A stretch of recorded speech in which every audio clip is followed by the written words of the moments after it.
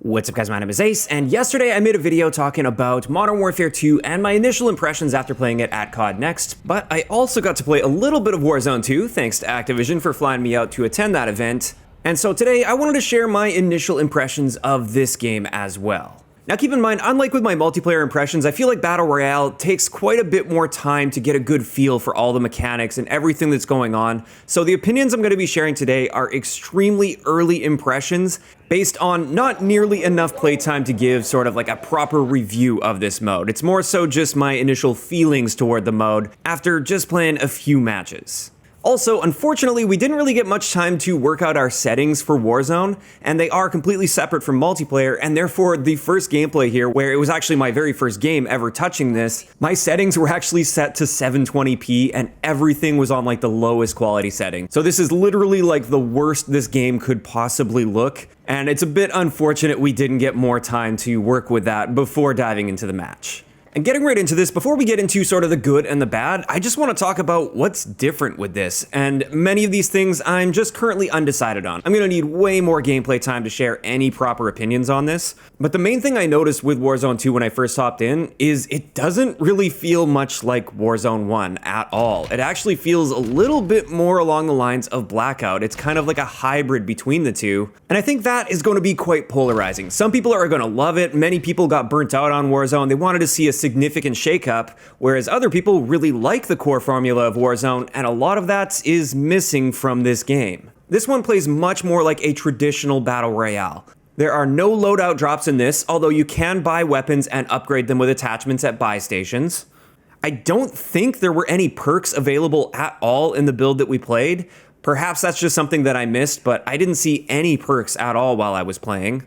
Also, you start off with only having the ability to put 2 armor plates in. However, if you find an armor satchel on the map, you can get a 3rd armor plate now, so looting is going to be much more important in this. And another really big change here that I'm still fairly undecided on is the AI. Now, there are areas that are called strongholds where you can go activate that, and there's AI soldiers there. I think the AI works really well for that kind of stuff, at least from the sounds of it. Again, I didn't fully explore the map. I only got to play 3 matches of Warzone, and a couple of them didn't even go so well.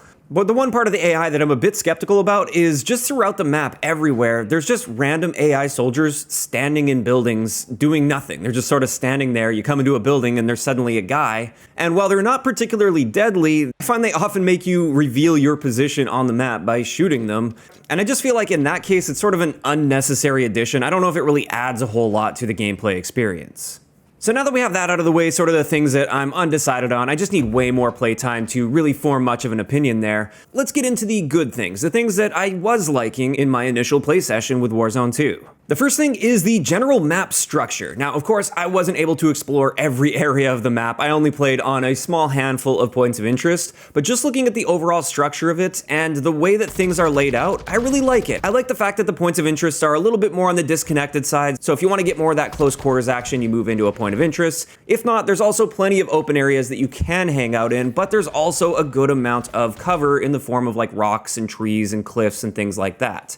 I don't feel like it was way too cramped or way too open. It was just a nice balance between the two, and you can sort of pick your own adventure when it comes to that. Also, just talking about the maps, I love the fact that they integrated a ton of old school Call of Duty maps. There's a bunch hidden in there, and based on what I saw, it's kind of cool that they integrated them into the map like that. Additionally, something that I'm really liking the sound of, and I kind of like the experience with, even though I only got a couple experiences with this, I like the fact that throughout the match, as you get toward the end of the match, it splits into 3 different circles, and then those circles will eventually merge toward the end of the map. And at least on paper, I think I really like how this is going to affect the general pacing of the match, because I feel like it just makes the mid-game a little bit more exciting as those circles start to get smaller, those individual circles. And then, assuming you survive in your given circle, you get a little bit of breathing room before the merge, before all of those circles come together into one. And I think that's just a really nice mix-up to the Battle Royale formula, at least on paper. Again, we're gonna need much more playtime for me to form a solid opinion on that. Maybe down the road I'll change my mind and I won't like it so much, but it does seem like a nice improvement to the Battle Royale formula. Next up, based on my limited experience, the vehicle play seemed excellent. You can shoot out tires now. You can also actually snipe people out of even the big cargo trucks, as you can see here. This was actually my very first shot fired with a sniper rifle in Warzone 2, so I was pretty surprised that that actually hit, and it worked quite well. And going off of that, I also like the fact that they added water and swimming and boats, because I just feel like that adds an extra layer of depth to the overall gameplay. Now, one final feature that stood out to me as being a good thing, at least with the option to turn this off if it's something that you don't want to deal with, this is proximity chat. This is going to be a lot of fun for streamers. There's going to be a lot of crazy clips and stuff out there with people talking in proximity chat, but it could also be a tactical tool that some people will use to their advantage. But essentially, when you get close to enemy players within a certain range, you can actually hear their voice comms in-game. I have no idea where they are. Oh, I think one is actually right here. Yeah, they're right here. Now, of course, if you don't want enemies to hear what you're saying, you could, of course, just boot up Discord or something and play the game there, or start like a party chat on console, for instance. But I just think this feature is going to add a lot of life to the game, because you're going to be hearing the enemies, not just after you kill them, but even before you kill them. And with that, those are some of the things that really stood out to me that I like about Warzone 2 based on my limited experience.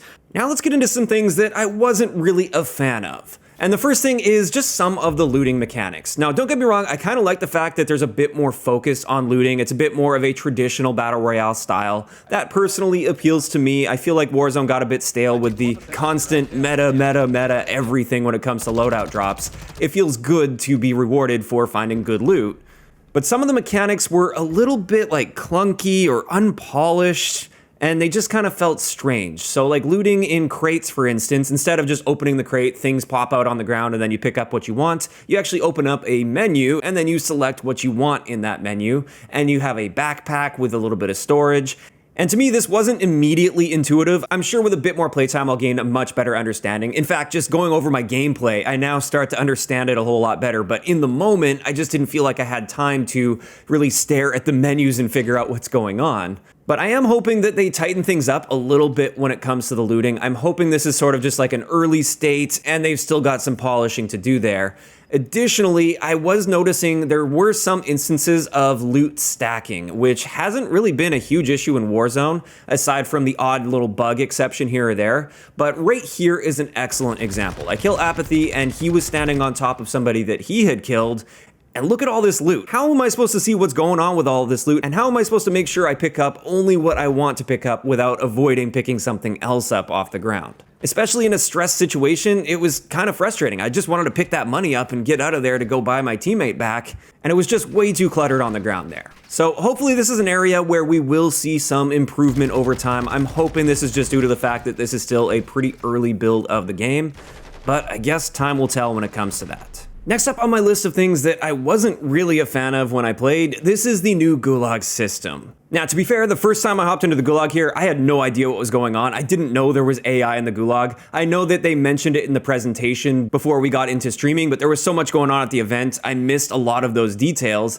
So I was going into this completely blind, and this was my very first experience. I didn't like that at all. I don't like the fact that there's AI in the Gulag, especially with so much health and armor. I'm open to the idea of a 2v2 Gulag without AI, and I actually really like the Gulag map. I like that there's a lot more room to maneuver and outplay your enemies compared to the much smaller Gulags that we're used to in Warzone 1, so I'm on board with that. It's just the whole AI thing mixed in there that I'm not really a fan of. I think I'd much prefer if they just kept it simple and it's kill the other guys or be killed with no AI in there as a potential distraction.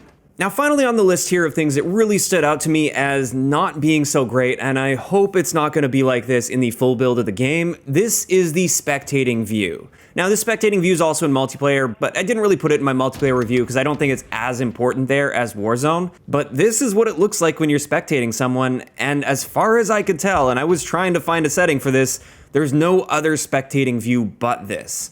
And what this means is you can't actually see what the player is seeing in real time. You can't see if they're missing their shots. You can't see what they're looking at exactly in the distance, especially if they're using like a sniper rifle or something. And while cinematically I think this looks kind of cool, I would at least like to see an option to toggle to the standard first-person view so that we can actually see what they're seeing.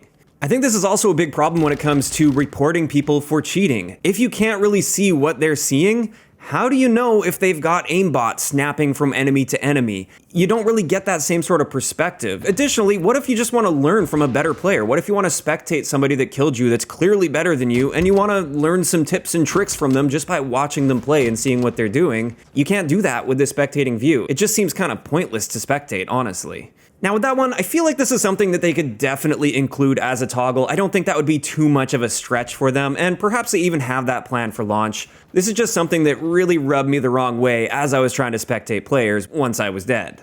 And with that, that's going to wrap it up for my very early initial impressions and feelings toward Warzone 2 based on just a few games of playtime on this early build. Now, to be honest with you, by the end of this play session, I wasn't feeling too good about things, but now that I'm reviewing gameplay, I'm actually learning a lot of things that I just missed and didn't pick up on while I was in the game in a live environment.